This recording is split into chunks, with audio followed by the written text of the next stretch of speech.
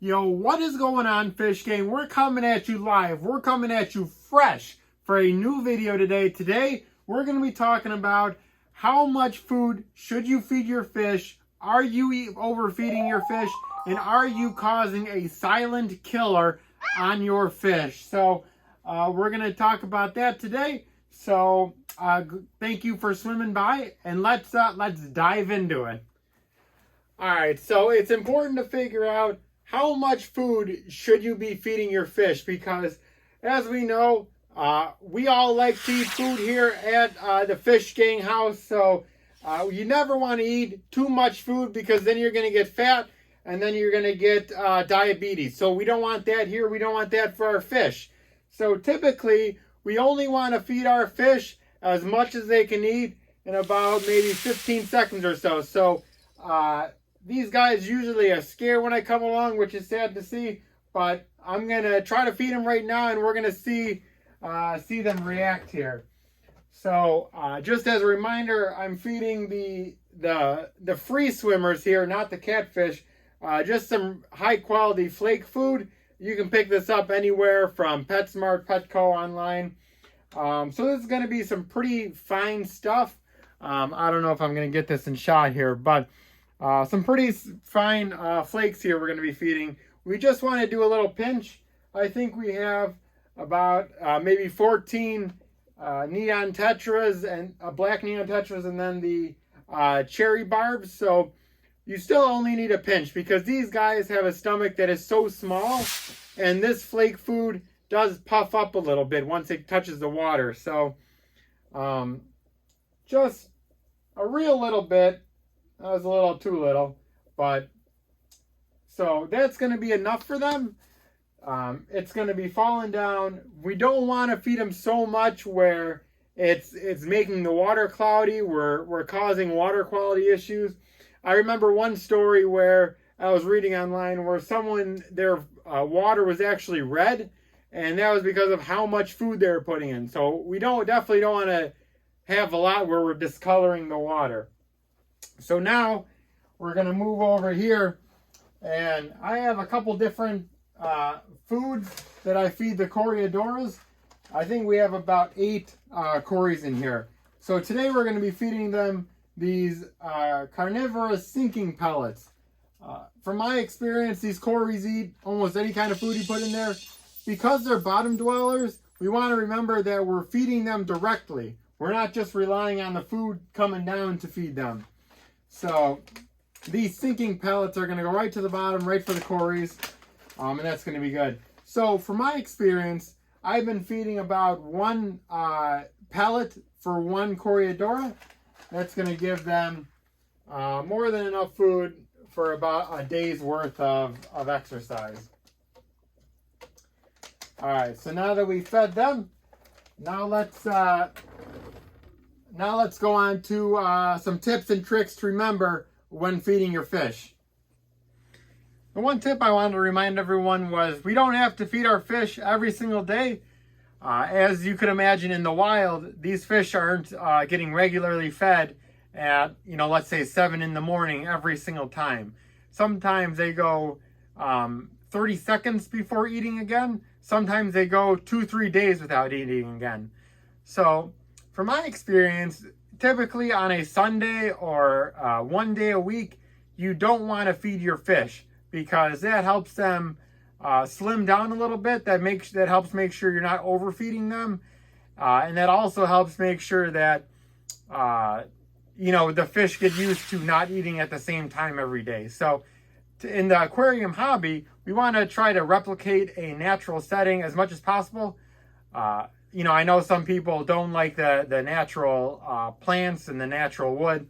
They like all the cosmetic plastic things. That's fine. Everyone has their own taste. But from my experience, if we try to keep the aquarium as natural as possible, we're going to be promoting better health, better fish health.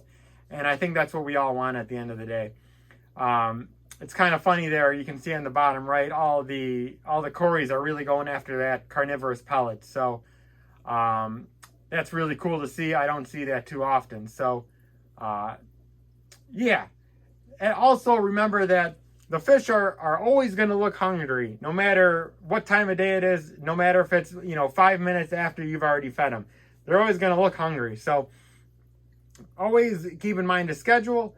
You don't want to feed in a couple flakes every time you pass by the tank because you want to interact with them. Sometimes the best way to interact with your fish is just doing your proper maintenance, proper water changes, or just sitting down and watching them, grabbing a cup of coffee, grab a beer or wine, and just sitting there watching them swim around. I remember from the one video we watched with Fish Gang wife, she was saying it's also very therapeutic to just watch the fish go back and forth and forget about any stresses you may have had for the day and just relax, rewind, and have a good time. So, yeah.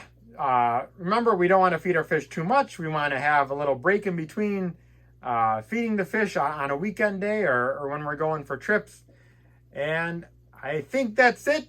We'll see in the next clip here if I think of anything else I would like to say in this video. All right, Fish Gang. Now, this last part I want to show you because I know a lot of people have betta fish, and this is a common issue that betta fish have. I know when I had my very first betta, Robert was his name. He was a very good betta. Unfortunately, I made this simple mistake, and unfortunately, he had a lot of issues because of it. So if we look, let me get my finger in here. If we look at his very bottom, right below his left fin there, that's going to be his stomach. I know it is very, very easy to overfeed bettas because they're such personable fish. You really want to interact with them as much as possible. So, all right. So it's very easy to overfeed them. You always want to look at their stomachs, which is just below their gills. It's going to be on Mr. Pumpernickel here, the little white part underneath him. You don't want that to puff up, because if that's puffing up, that's going to cause him constipation. That's going to cause him a lot of really bad health issues that we don't want in our fish. So whenever we're feeding our fish, we always want to do some inventory on them. Make sure that they're healthy. Make sure they're not too fat, too thin, and just do a couple simple checks to make sure that we're taking care of our tanks properly.